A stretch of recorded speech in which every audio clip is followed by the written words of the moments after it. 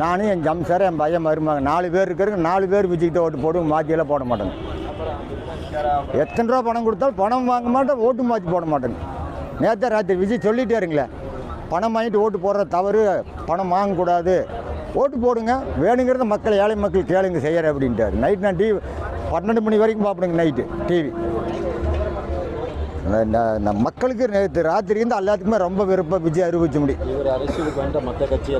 எல்லாம் விழுந்துருங்க, மற்ற கட்சி எல்லாமே விழுந்துருங்க, அத்தனை கட்சியுமே விழுந்துருங்க.